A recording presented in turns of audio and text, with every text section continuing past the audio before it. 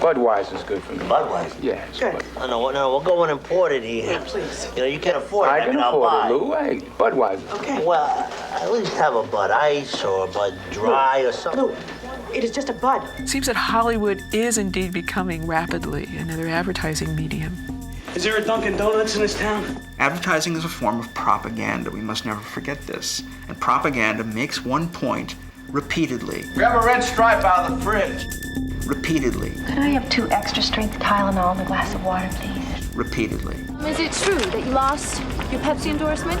When you look at the way movies are made today, you almost should be in the aisles of a supermarket. They're so closely connected to selling products. See that Coke can on top of the alien craft? When advertising and marketing are the defining logic of an age, it affects everything, including the movies.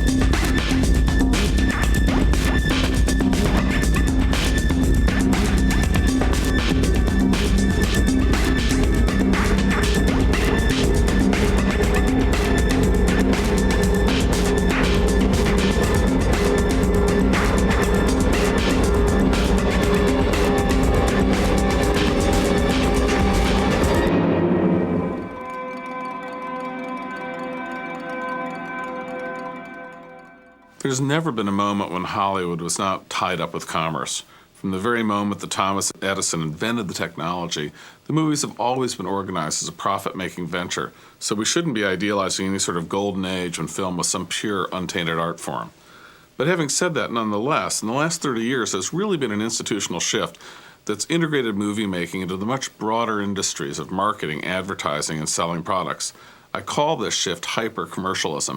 And what I mean by that is simply that the whole process of selling and promoting, commercializing, has permeated every nanosecond, every pore of our culture.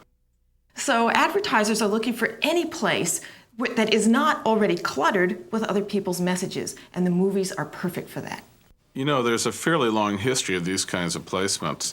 Back in the 1950s, for example, the De Beers Company used to bribe scriptwriters to prominently place discussions of diamonds as engagement rings into the dialogue of Hollywood films. Here's your engagement present, darling. Oh, Jeffrey, it's beautiful. Early placements were mostly informal arrangements, and they really weren't that frequent. What's changed now is that far from being any sort of exception, they've gone to almost being the rule in Hollywood. In fact, today there's a whole new industry with its own trade association whose primary role is to broker deals between the advertisers on one hand and the movie producers on the other hand. These companies boast, in fact, that they've got a finger on every active script in Hollywood. An early revelatory moment here in how effective movies could be as a sales vehicle was, interestingly, the movie Dirty Harry. Ian, this is a 44 Magnum, the most powerful handgun in the world, and would blow your head clean off. Now, this was a gun that was not selling particularly well, but after Dirty Harry came out, the sales of the 44 Magnum went through the roof. And this, I think, caused light bulbs to go off in producers' heads when they realized that a movie could actually be an incredibly effective vehicle for selling a product. When you have Reese's Pieces being the thing that lures E.T. along, well, the sales of Reese's Pieces went through the roof. I mean, how cool did Tom Cruise look in those Ray-Bans in Risky Business? And after that, everybody wanted Ray-Bans.